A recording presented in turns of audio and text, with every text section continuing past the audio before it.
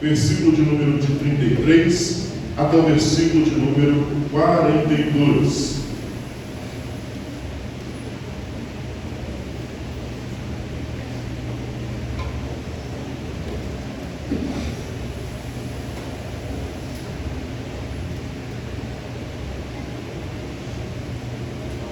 Bem, a palavra do Senhor nos diz assim: e ouvindo isso, eles se enfureceram e queriam matá-los. Então, um certo fariseu chamado Gamaliel, doutor da lei, respeitado por todo o povo, levantou-se no sinédrio e mandou que aqueles homens saíssem por um momento.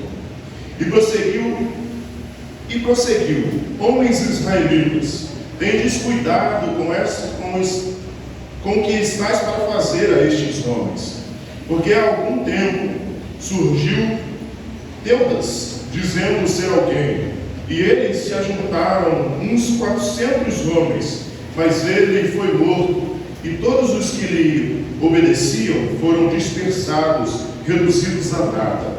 Depois dele, nos dias da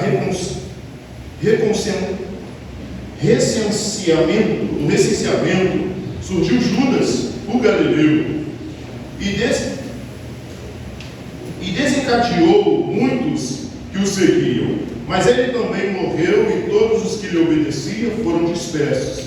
Agora vos digo: afastai-vos destes homens, e deixe-os livres, pois se este projeto, ou esta obra, for dos homens, se desfará, mas se é de Deus, não podereis derrotá-los, para que não sejais achados combatendo contra Deus.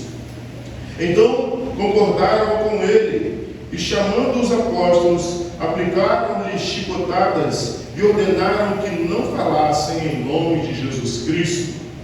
Então os soltaram, e eles, retirando-se de diante do sinédrio, alegres por ter sido julgados dignos de sofrer afrontas por causa do nome de Jesus, e todos os dias no templo e de casa em casa não cessaram de ensinar e de anunciar Jesus Cristo. Amém. Poderoso Deus, eterno Pai, Criador dos céus e da terra, aqui estamos, Senhor, diante da Tua poderosa presença, diante da Tua poderosa palavra, te pedindo, Senhor, continua, Senhor, a falar aos nossos corações. Continua, Senhor, a realizar a Tua obra em nós. Continua, Senhor, a fazer o Teu querer. Continua, Senhor, a nos curar, a nos sarar, a derramar da Tua graça, a nos ensinar, a nos instruir, a nos corrigir na Tua poderosa palavra.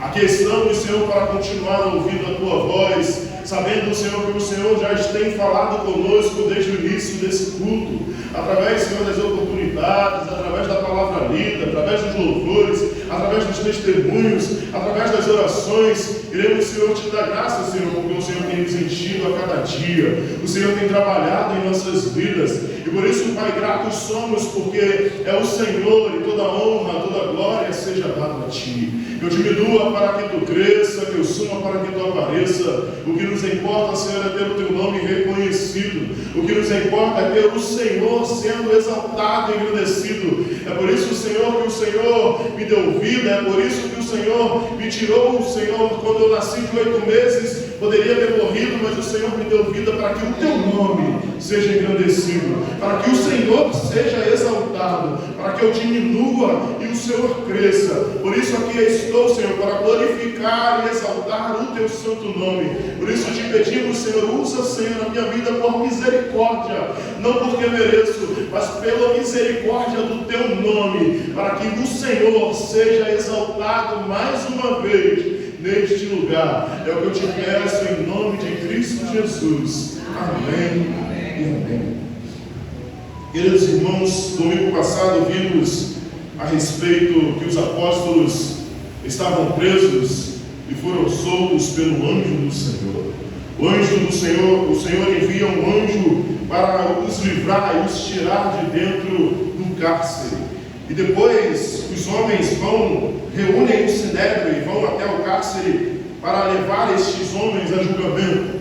Mas quando eles chegam diante daquele cárcere, o cárcere está fechado, a segurança está toda no lugar, estão os sentinelas, todos apóstolos, e os apóstolos de Jesus não estão naquele lugar.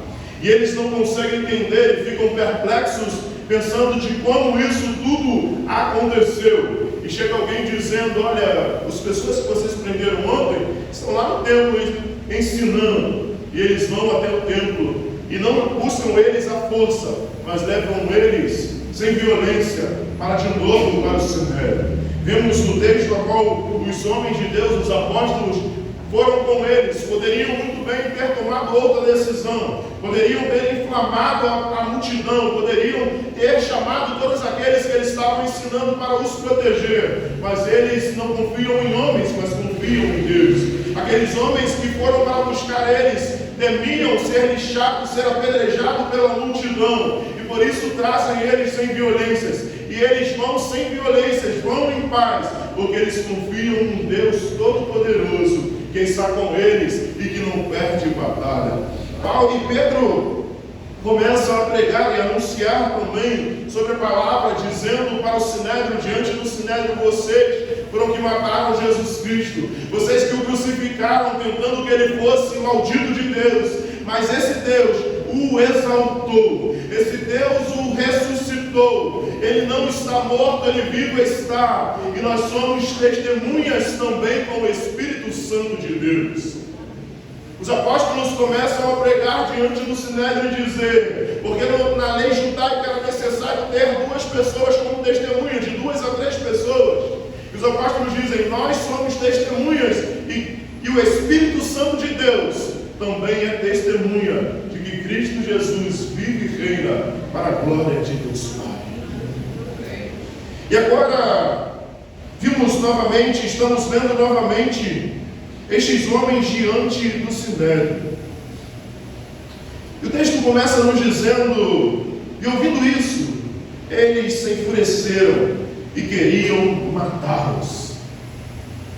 Eles ouvindo o que Pedro tinha dito: olha, não há salvação em outro lugar, só há salvação em Cristo Jesus. Não tem mais sacerdócio, não tem mais sacrifício, não tem mais sinédrio, não tem mais poderes, não tem mais nada. Cristo Jesus é o único caminho.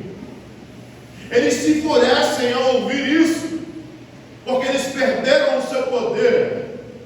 Eles se enfurecem e querem matar os apóstolos de Jesus, porque eles pegam o evangelho de salvação, o evangelho de arrependimento, o evangelho dizendo: arrependei-vos do que vocês fizeram, arrependei-vos porque vocês crucificaram o Filho de Deus.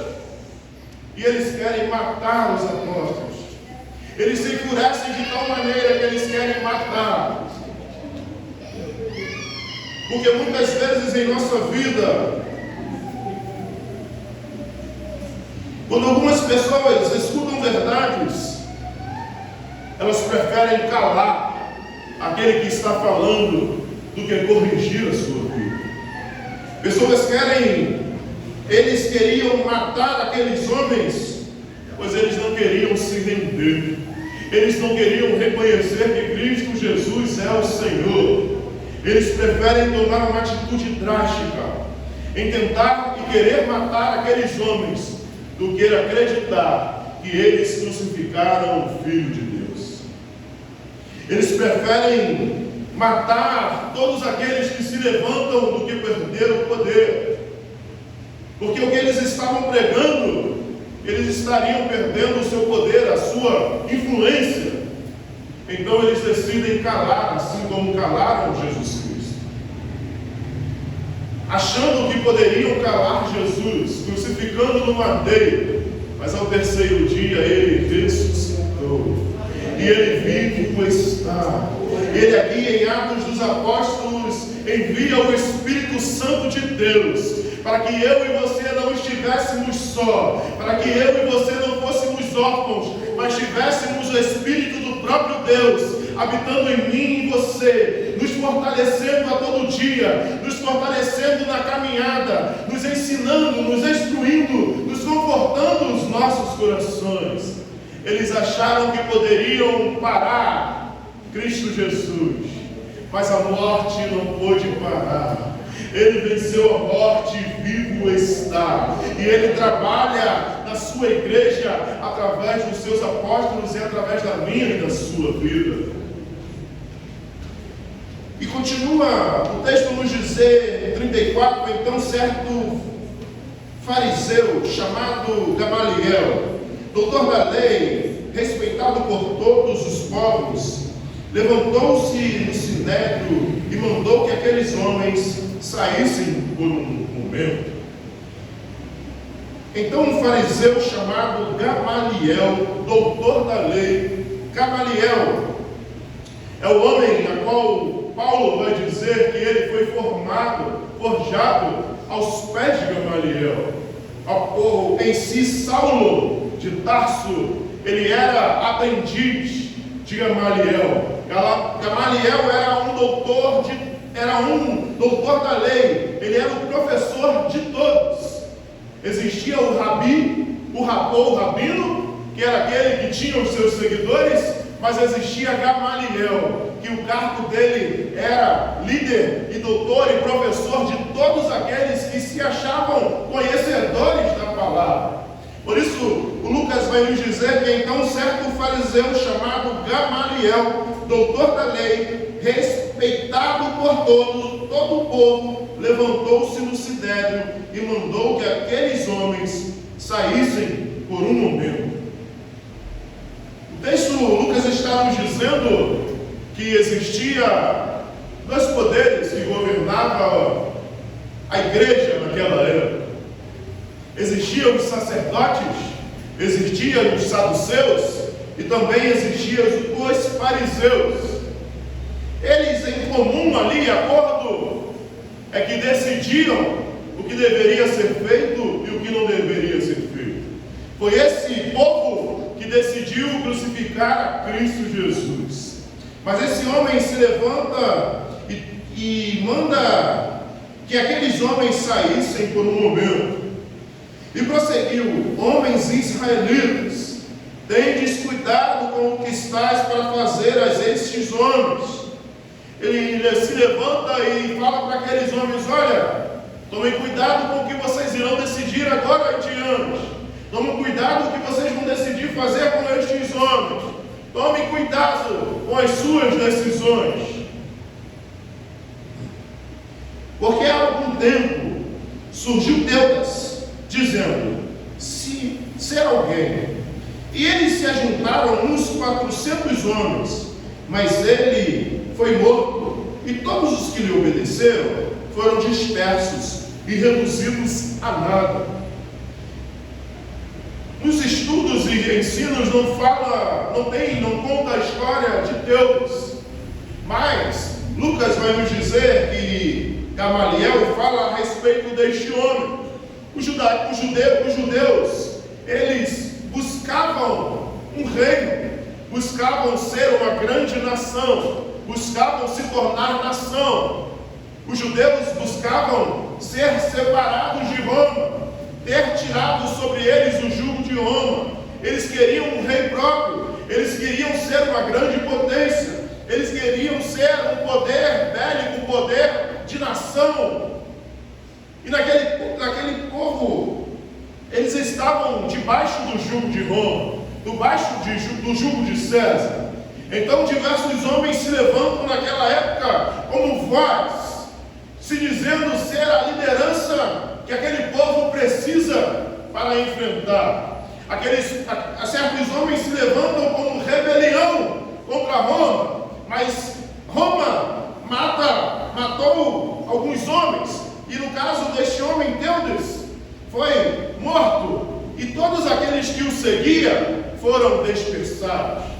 Gamaliel está dizendo: olha, tome cuidado com o que vocês vão fazer, porque se vocês matam esses homens agora, eles se tornam mártires, e por isso o evangelho vai crescer mais.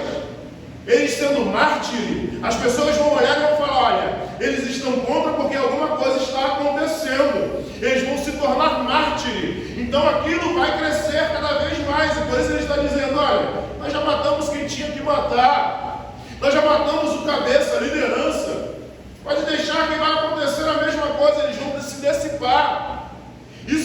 enquanto está assim, mas daqui a pouco vai acabar. Lembra de Deus? Lembra, isso aqui não é de agora não. O líder se levantou e a gente acabou com ele e o restante se dispersou. Ele diz, olha, tome cuidado porque a sua atitude pode fazer com que isso cresça mais.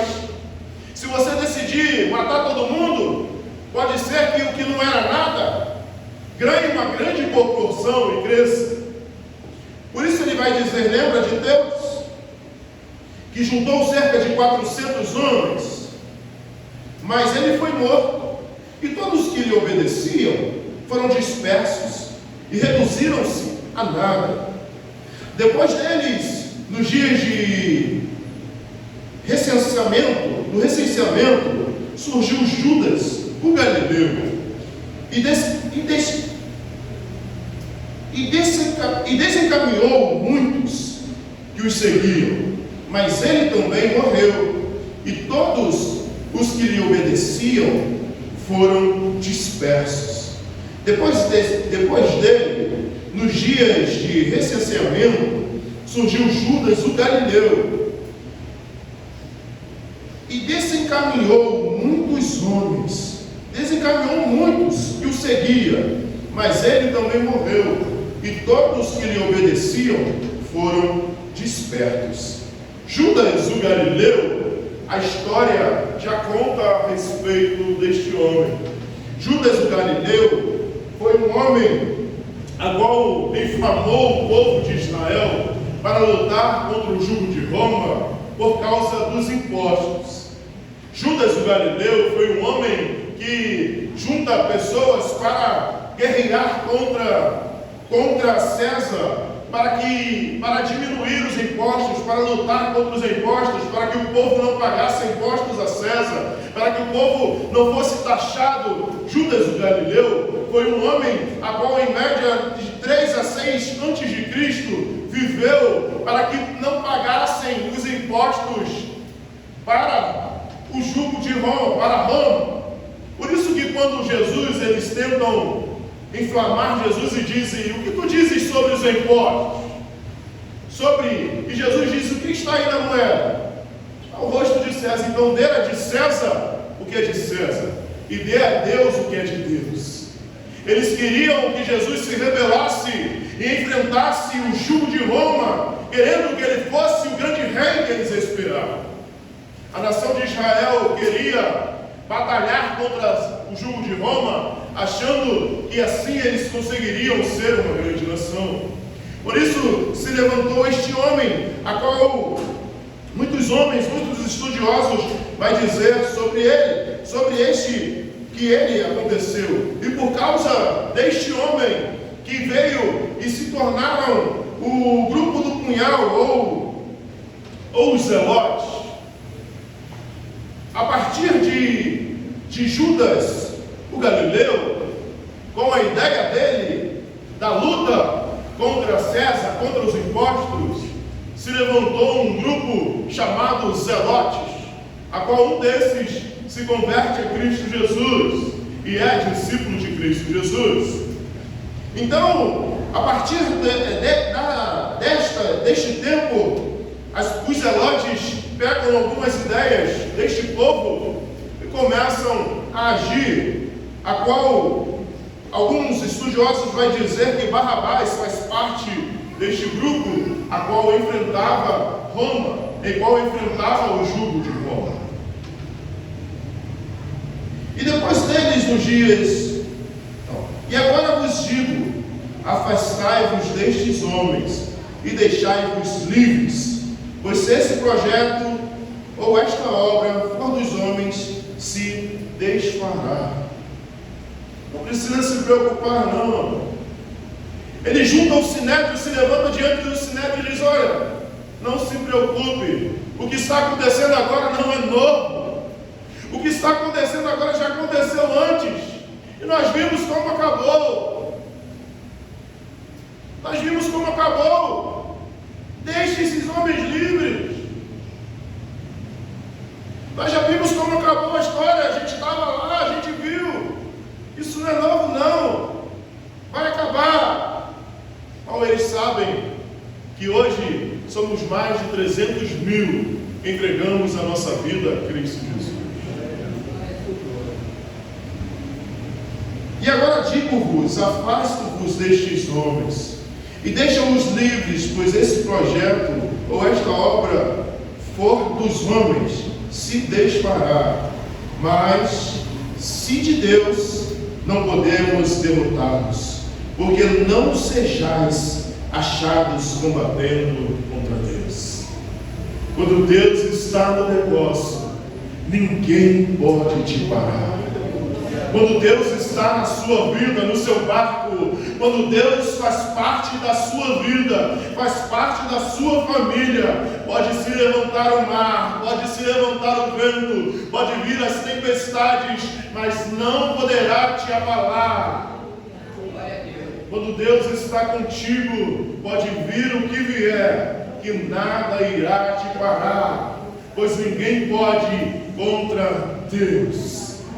Ninguém pode guerrear ou batalhar contra Deus.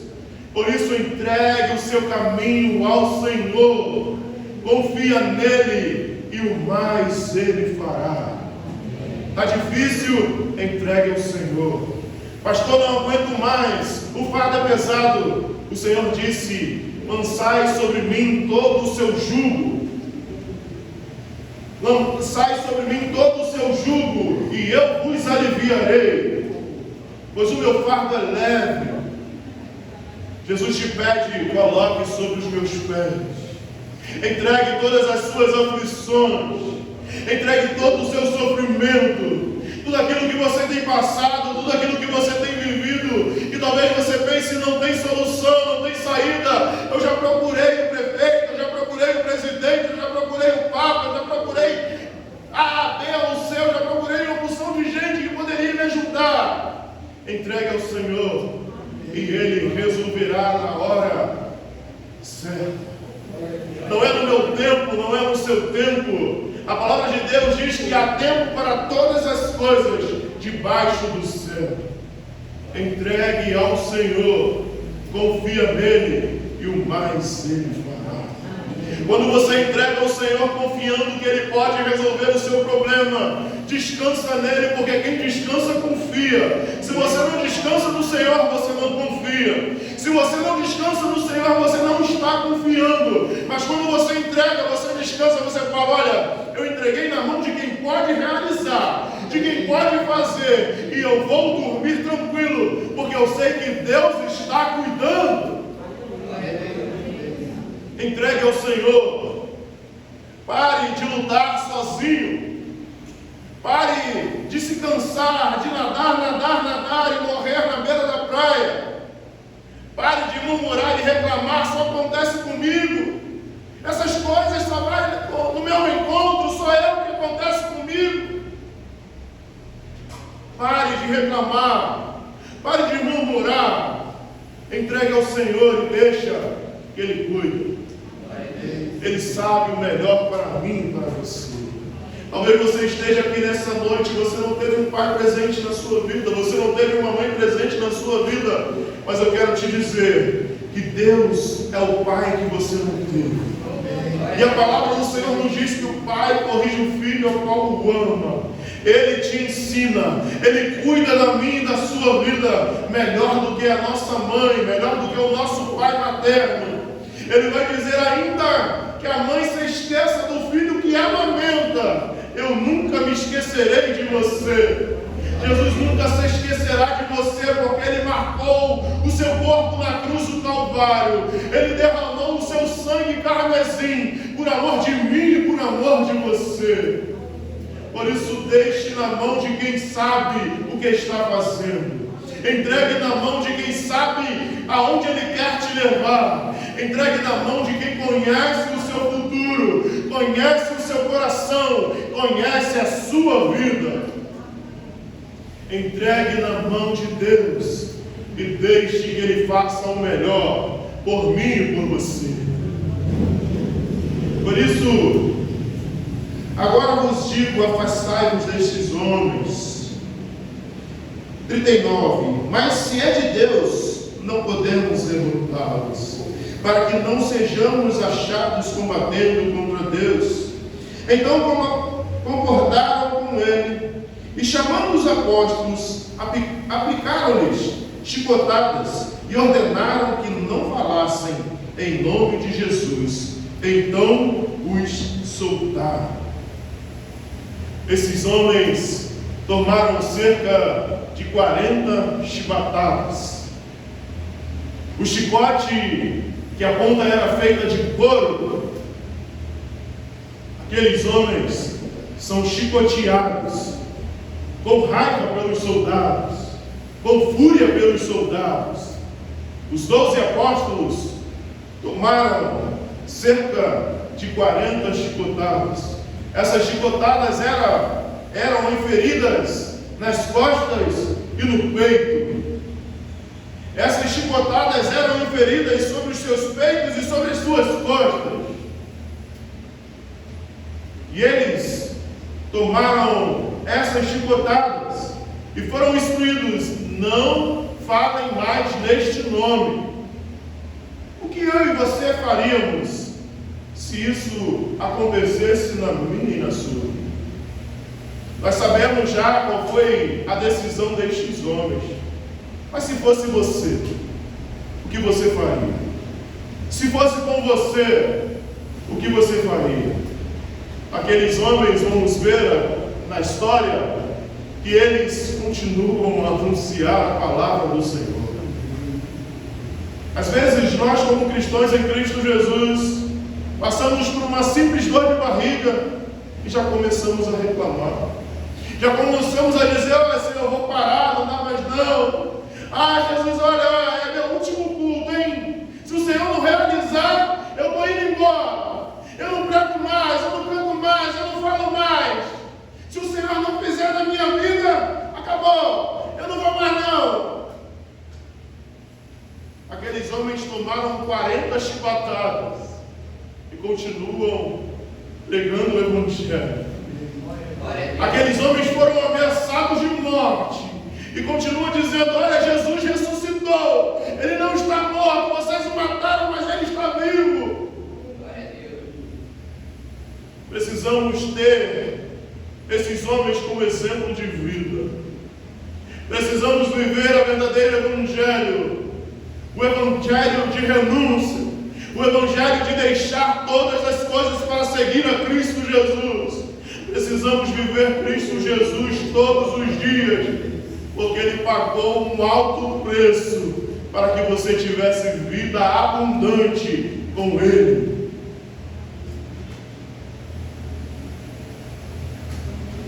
E os soltaram, e eles retiraram-se de diante do sinédrio, alegres por terem sido julgados dignos de sofrer afronta por causa do nome de Jesus. Saíram de lá todo lanhado, com as costas em carne viva, com o peito em carne viva, mas alegres, por se acharem dignos de ser julgados. E você se alegraria? E você estaria feliz?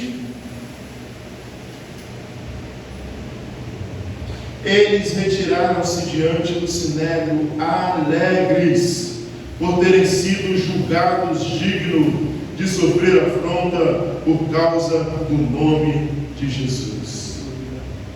Irmãos, este mundo não tem nada para lhe oferecer.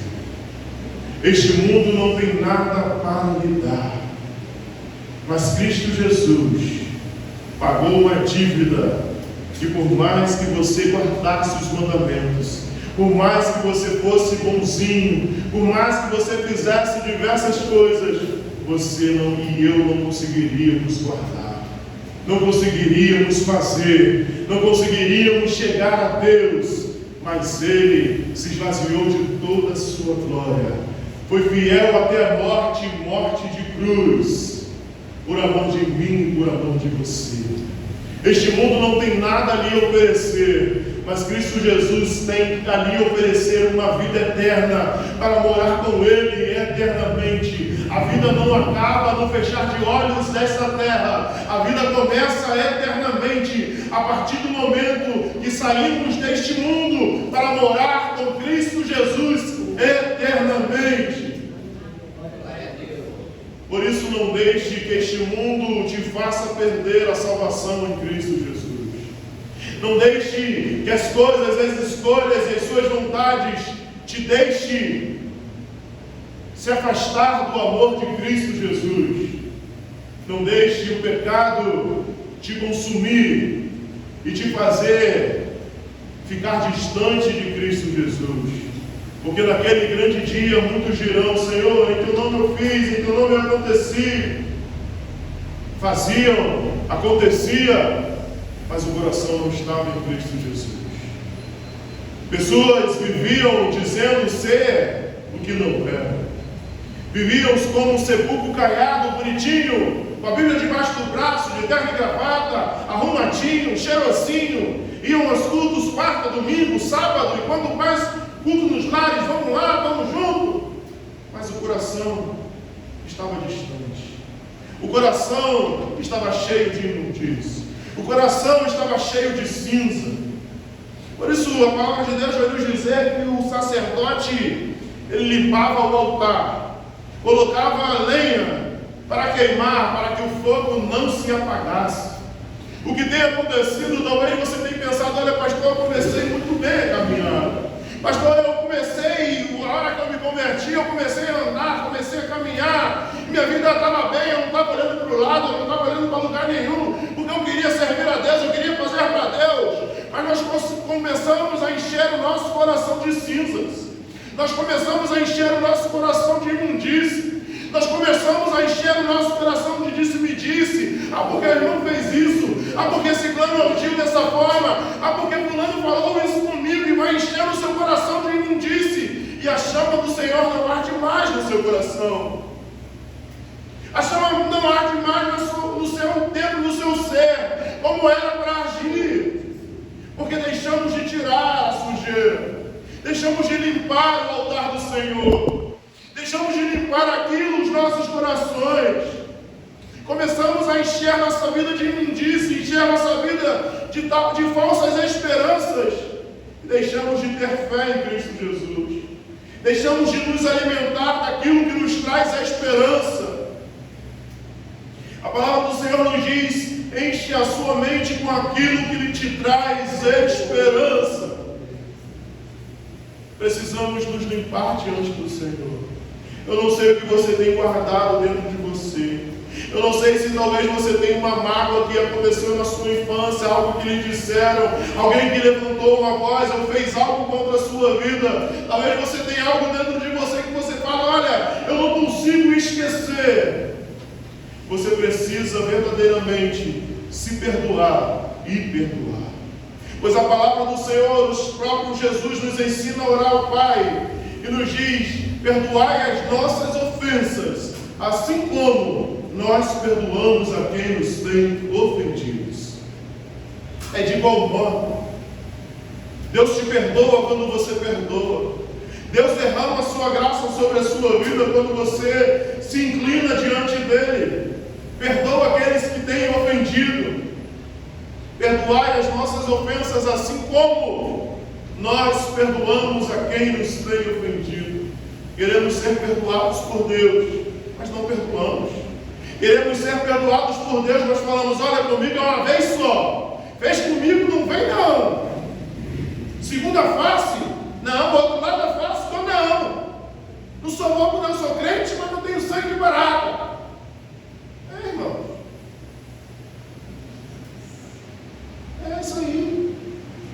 Tem muita gente que diz assim: não vem falar comigo não, que é roda baiana, não está na Bahia, né? Não faz graça comigo não, que tu vai ver com quantos pau faz uma canoa. Tem muito crente aí que é vingativo. Não fez comigo, eu vou fazer de novo. Não, meu nome é Cate Espera. Não, vai ter a volta. Pode ficar tranquilo. Tomamos um veneno todos os dias, que é a falta de perdão. A falta de perdão vai enchendo a nossa vida, enchendo o nosso coração. Nós tomamos o veneno todo dia da falta de perdão, querendo que o outro morra. Não, eu vou tomar esse veneno aqui, mas quem vai morrer é aquele lá que fez comigo. Não, é ele que vai morrer. E você tem só alimentado imundície, alimentado coisa dentro de você, enchendo o seu coração de imundície, enchendo a sua vida de veneno, tem se matado todos os dias, e não consegue mais orar, não consegue mais ler a Bíblia, não consegue mais se ligar, não consegue mais entender a palavra, não consegue chegar no culto e fica perdido, e não consegue mais se conectar com Deus. Porque o nosso coração às vezes está cheio de sujeira, está cheio de cinzas. E quando tem cinza, por mais que você bote carvão, por mais que você bote lenha, o fogo não pega da mesma forma. É necessário se limpar. É necessário reconhecer os seus erros e falar: olha, Senhor, eu não aguento mais essa vida. Senhor, eu não aguento mais viver deste modo. Limpa o meu coração. Muda a minha história. Senhor, eu perdoo. E fala: eu perdoo fulano, eu perdoo ciclano, mas fala de coração. Se não for de coração, nem adianta orar. Perdoe. Libere o perdão. Porque quem vai se sentir melhor é você. Sabe por quê? A pessoa nem sabe mais o que fez. A pessoa nem se lembra mais. Lembra aquele ditado: quem bate esquece, mas quem apanha não esquece não. A pessoa nem sabe mais que você está com esse sentimento dentro de você. E talvez você está esperando: não, estou esperando fulano vir falar comigo e pedir perdão. Não, ele nem sabe mais nem quem é você. Ele não sabe nem mais o que ele fez. Ele não sabe nem o que ele comeu ontem. Vai saber o que ele fez daqui a 10 anos, 20 anos, 30 anos. Nós precisamos verdadeiramente nos perdoar e perdoar aquele que nos feriu e fez algo em nossas vidas. Por isso esses homens se alegram, ficam felizes, porque eles se sentem dignos dessas coisas acontecerem na vida deles. Olha, eu sou digno de padecer pelo nome de Cristo Jesus. Eu fui achado digno de morrer, talvez pelo amor de Cristo Jesus. Eu fui achado digno de ser chicoteado 40 vezes pelo nome de Cristo Jesus. Cristo Jesus que olha para a cruz, e todos dizem: é vergonha. Ele fala: é exaltação. Todos olham para a cruz e dizem: é vergonha. E ele olha e fala: é exaltação. Eu estou sendo exaltado. Precisamos viver Cristo Jesus. Precisamos viver o que o Senhor tem para a minha e a sua vida. E todos os dias, no templo e na casa, e de casa em casa, não cessavam de ensinar e de anunciar Jesus Cristo. Tomaram as chicotadas, estava ardendo, estava doendo, mas eles não poderiam obedecer aos homens. Eles queriam obedecer a Deus. Nós precisamos obedecer a Cristo Jesus, obedecer a Deus em nossas vidas. Precisamos obedecer não a homens, mas a Deus. Existem lugares onde você está enxertado, que o pastor, missionário, que o evangelista talvez não possa entrar, mas Deus te colocou neste lugar para que você fale de Cristo Jesus. Deus te deu uma profissão que talvez eu não possa ir, talvez um missionário não pode ir, talvez um evangelista não pode ir, mas você foi enxertado naquele lugar para você ser a diferença do amor de Cristo Jesus. Deus te chamou para ser missionário aonde você trabalha, aonde você estuda, aonde você tem amizade, aonde você tem família, aonde você tem colegas. Deus te colocou naquele lugar para ser diferença. Que você possa verdadeiramente fazer com que esse Evangelho de Cristo Jesus cresça. Nós vivemos num país que, por enquanto, a igreja não é perseguida, mas a igreja não tem feito o papel de igreja. A igreja era perseguida, mas continuava pregando, pagava um preço alto, mas continuava anunciando a palavra. A igreja hoje não é incomodada pelos governos, mas não anuncia mais a palavra, não enche as ruas, não enche os trabalhos, não enche os lugares lugares com a palavra do Senhor, tem se acostumado em dizer: não, a salvação é individual, eu estou preocupado com a minha, o fulano não quer ir para o céu, o problema é dele, eu vou.